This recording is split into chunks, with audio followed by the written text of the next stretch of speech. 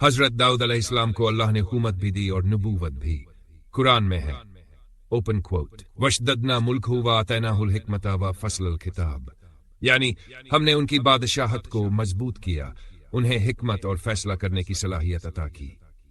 Close کوٹ محل کی تعمیر۔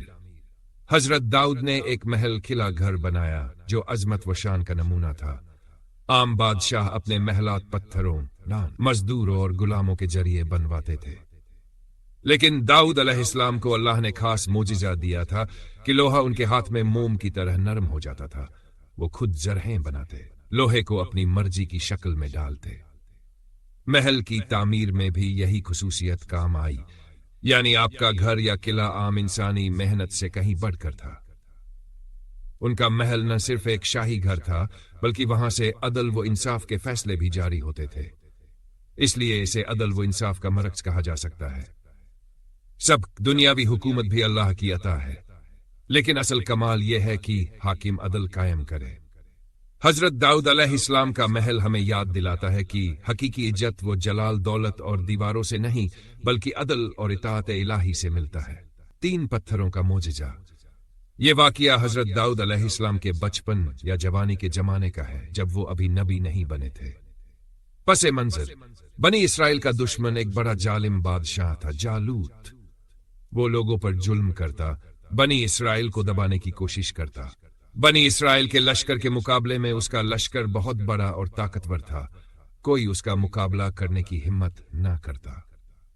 داؤد کی بہادری۔ ایک دن حضرت داؤد اپنی گوفن، چھوٹا سا ہتھیار جسے پتھر پھینکے جاتے ہیں، کے ساتھ نکلے۔ اللہ کی قدرت سے 3 پتھر بولے اور کہا اوپن کوٹ، اے داؤد ہمیں اٹھا لو، ہم تیرے دشمن کے لیے بھیجے گئے ہیں۔ کلوز کوٹ۔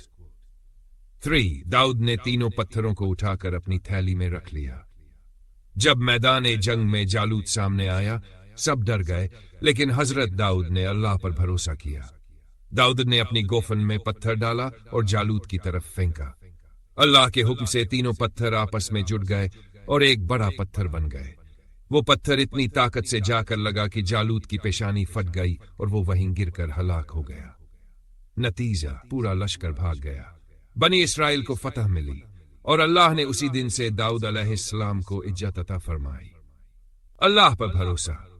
حضرت داؤد نے جالوت جیسے بڑے دشمن کو اپنی طاقت سے نہیں بلکہ اللہ پر توکل سے شکست دی۔ کم وسائل لیکن بڑی کامیابی۔ صرف پتھروں سے ایک عظیم لشکر شکست کھا گیا۔ یہ ہمیں سکھاتا ہے کہ اصل کامیابی وسائل میں نہیں بلکہ اللہ کی مدد میں ہے۔ دینی غیرت۔ داؤد نے اللہ کے دین کے لیے جالوت کو للکارا۔